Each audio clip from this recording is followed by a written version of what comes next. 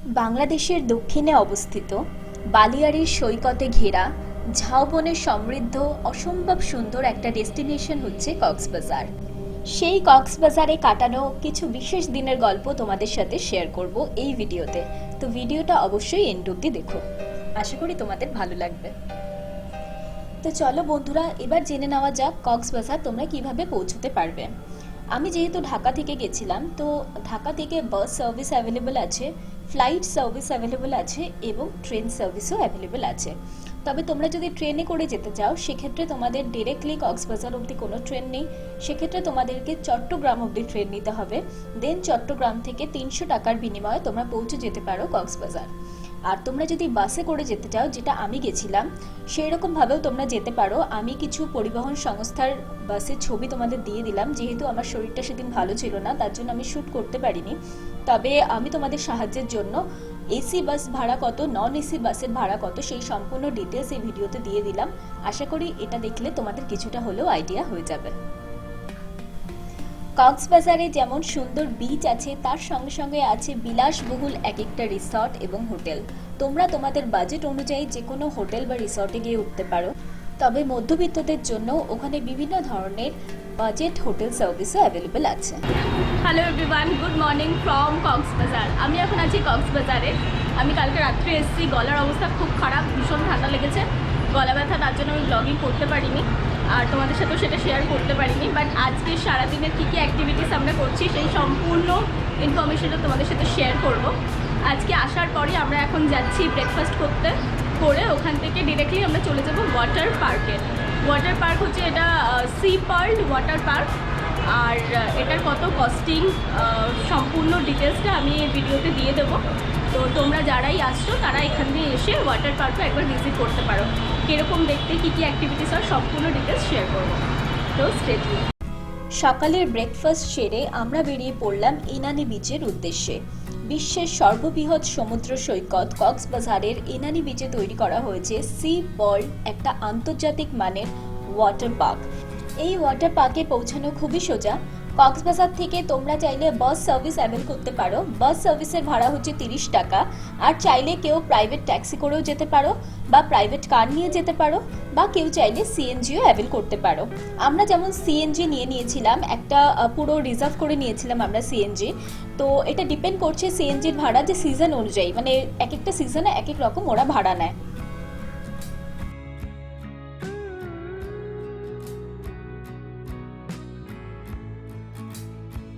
কক্সবাজার থেকে 24 কিলোমিটার দূরে অবস্থিত এই ইনানি বিচের সি পার্ল ওয়াটার পার্কে পৌঁছানোর জন্য তোমাদের সময় লাগবে 45 মিনিট। ওয়াটার পার্কে পৌঁছানোর যে রাস্তাটা ছিল সেটাও ছিল অসম্ভব সুন্দর, কারণ কক্সবাজার ইটসেলফ ভীষণ সুন্দর একটা জায়গা। আর এত সুন্দর একটা সকালে মনোরম পরিবেশে কক্সবাজারের এই ইনানি বিচে পৌঁছানোর অভিজ্ঞতা সত্যিই আমার অসম্ভব সুন্দর লেগেছে। তো বন্ধুরা, তোমরা যদি সি পার্ল ওয়াটার পার্কে সিএনজি নিয়ে যেতে চাও তাহলে জনপ্রতি ওখানে খরচ পড়ে 150 টাকা করে।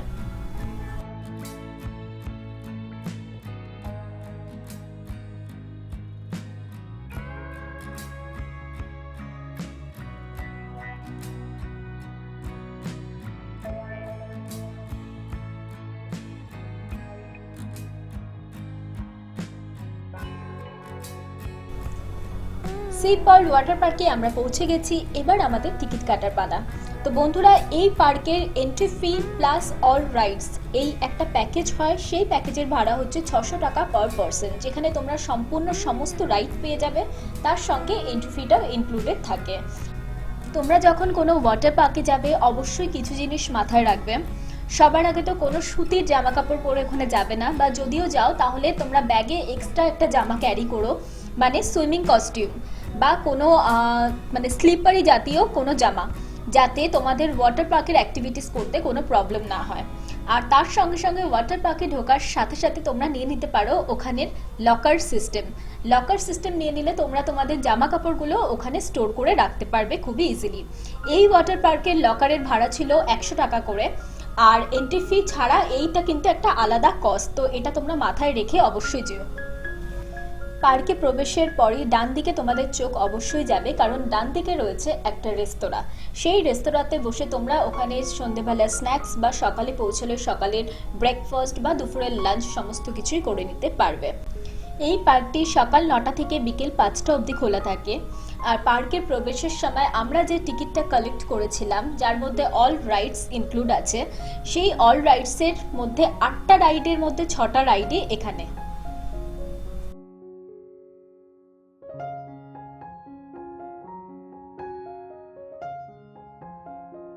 তো চলো এবার তোমাদেরকে বলে দিই যে এখানে কি কি ধরনের রাইডস আছে। এখানে আছে 5 ফ্লোরের 4টে রাইড, তার সঙ্গে আছে উইন্ডস্টর্ম, তার সঙ্গে আছে ওপেন স্লাইড মাল্টিল্যান্ড, আরও কিছু ওয়াটার অ্যাক্টিভিটিস।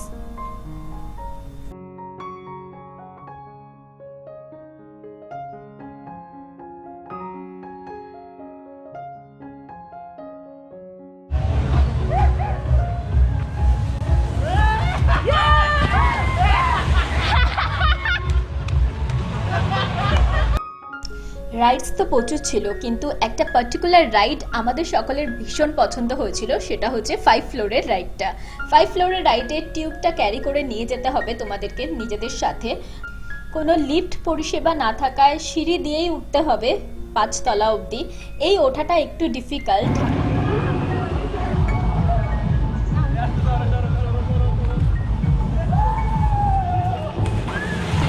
যখন তোমরা উঠে যাবে তারপর যখন রাইডটা এনজয় করবে, সিরিয়াসলি মানে তোমাদের মনে হবে যে হ্যাঁ সত্যি খুব ভালো একটা রাইড। মানে বন্ধু বান্ধব নিয়ে গিয়ে এই ধরনের ওয়াটার অ্যাক্টিভিটিস সত্যি একটা ডে আউট প্ল্যানিং এর জন্য অসম্ভব সুন্দর। ওটা ইজি হইছে।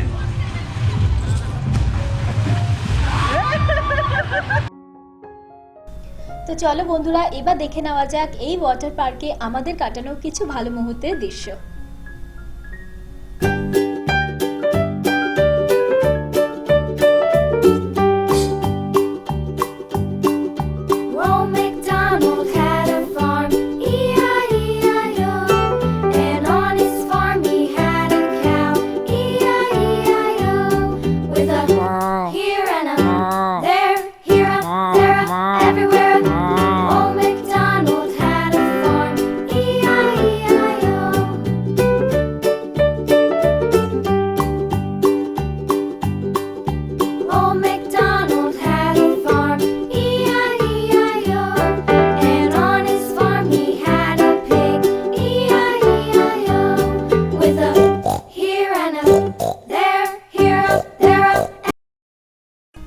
সব বন্ধুরা মিলে সারা দিন এই ওয়াটার পার্কে বিভিন্ন রাইডস, বিভিন্ন অ্যাক্টিভিটিস খুব ভালো করে এনজয় করার পর সবাই তখন ভীষণ টায়ার্ড। অলমোস্ট ঘড়িতে 4টে বাজে, সবার খুব খিদে পেয়েছে। তো আমরা ওখান থেকে বেরিয়ে পড়লাম এবং খুঁজতে থাকলাম পাশেই কোনো ভালো হোটেল বা রেস্টুরেন্ট। পেয়ে গেলাম একটা ছোট হোটেল, তো ওই হোটেলেই আমরা চলে আসলাম দুপুরের খাবার খেতে।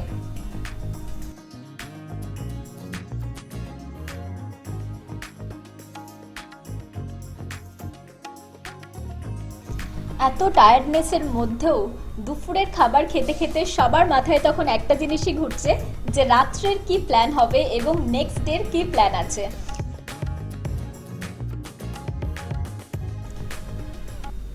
তো বন্ধুরা চলো এবার দেখে নেই কক্সবাজারের সমুদ্র সৈকতের কিছু অসম্ভব সুন্দর দৃশ্য।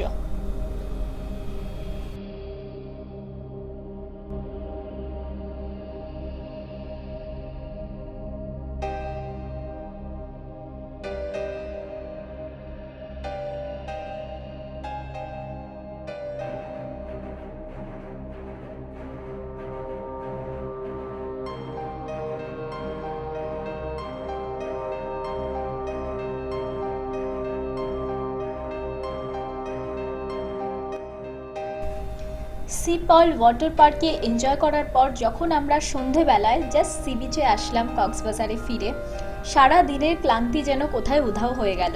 এত সুন্দর মনোমুগ্ধকর সেই যে দৃশ্য, এই সন্ধেবেলার সানসেটের টাইমটা সত্যিই অসম্ভব সুন্দর। মানে আমি নিজে এই অনুভূতিটা তোমাদেরকে বলে বোঝাতে পারবো না যে কতটা সুন্দর লাগছিল। বিচটা সত্যিই এত অপূর্ব সুন্দর, আর ওয়ার্ল্ডের মানে বিশ্বের মধ্যে সবথেকে লংগেস্ট বিচ। তো এটা দেখার সৌভাগ্য কিন্তু সকলের হয় না। আর এটা আমার প্রথমবার নয়, আমি এর আগেও এসেছি 4 বছর আগে। তখনও যেমন সুন্দর ছিল এখনও ঠিক একই রকম সুন্দর আছে কক্সবাজার।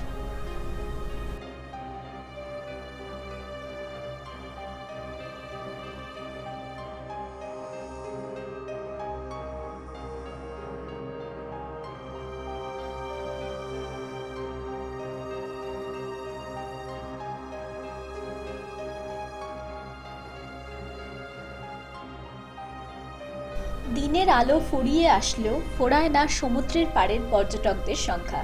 তোমরা দেখতেই পাচ্ছ আমার ঠিক পেছন দিকে অসংখ্য পর্যটক, যারা কক্সবাজারের এই সন্ধেবেলার দৃশ্যটা দেখতে এসছে, যে সমুদ্র নিজেকে কতটা সুন্দরভাবে প্রস্ফুটিত করতে পারে সেটা নিজের চোখে না দেখলে বিশ্বাস করা যায় না।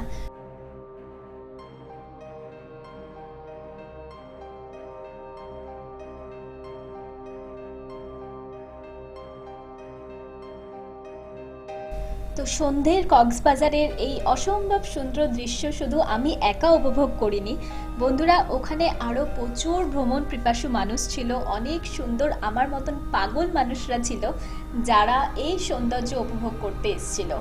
আর তারা তাদের ক্যামেরার মাধ্যমেও অনেক দৃশ্য ক্যাপচার করেছে, আমরাও করেছি, যেটা আমি তোমাদের সাথে এখানে শেয়ার করছি। আশা করি এই ভিডিওটার যারা দেখছো তাদের অবশ্যই ভালো লাগবে। আর কক্সবাজারের হয়তো আমি সম্পূর্ণভাবে কভার করতে পারিনি সব কিছু, কিন্তু যতটা পেরেছি ততটা কভার করার চেষ্টা করেছি। আর নেক্সট ডেতেও আমরা আরও অনেক কিছু এক্সপ্লোর করব, সেগুলোও আমি তোমাদের সাথে শেয়ার করব। তো ভিডিওটা কিন্তু এখনও শেষ হয়নি, এই দিনের রাত্রেরও অনেক চমক রয়েছে, তো ভিডিওটা দেখতে থাকো।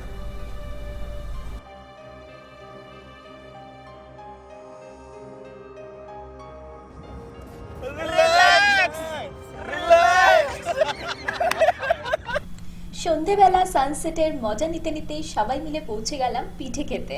বন্ধুরা, ওখানে দেখলাম রাস্তায় না ছোট ছোট স্টল দিয়ে প্রচুর পিঠে বানাচ্ছে এবং তারা বিক্রি করছে। তো দেখে তো ভীষণ ভালো লাগলো আর ভীষণ টেস্টি ছিল পিঠেগুলো। খাবার পর বুঝতে পারলাম যে কেন বাংলাদেশ পিঠের জন্য এত ফেমাস। যিনি বানাচ্ছিলেন তাকে আমি রিকোয়েস্ট করলাম যে আপনি একটা বানিয়ে আমাদের দেখান যে কিভাবে আপনি এটা তৈরি করছেন। তবে সত্যি কথা বলতে আমি এক্সপেক্ট করিনি যে উনি আমাদেরকে বানিয়ে দেখাবেন, কিন্তু উনি এতই সহজ সরল মনে ছিলেন যে উনি সত্যি সত্যিই আমাকে বানিয়ে দেখালো যে ওখানে পিঠেটা উনি কিভাবে বানাচ্ছিলেন। তো মানুষের বলে না, ব্যবহারেই মানুষের পরিচয়। তো তোমরা যারা কক্সবাজার যাচ্ছ যদি এনাকে দেখতে পাও অবশ্যই ওনার থেকে পিঠেটা ট্রাই করো, তোমাদের ভীষণ ভালো লাগবে। দিনটা ছিল 23শে ডিসেম্বর, রিচির বার্থডে, মানে আমার বেস্ট ফ্রেন্ডের বার্থডে।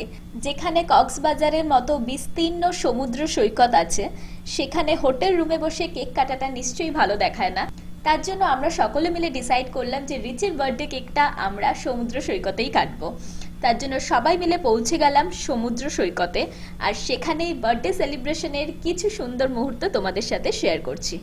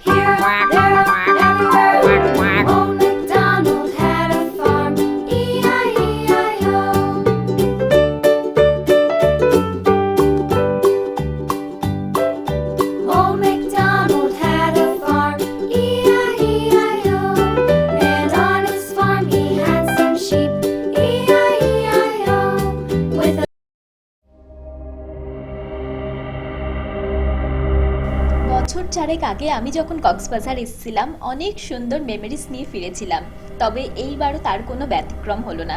এইবারও আমি অনেক সুন্দর সুন্দর মেমোরিজ নিয়ে ফিরবো।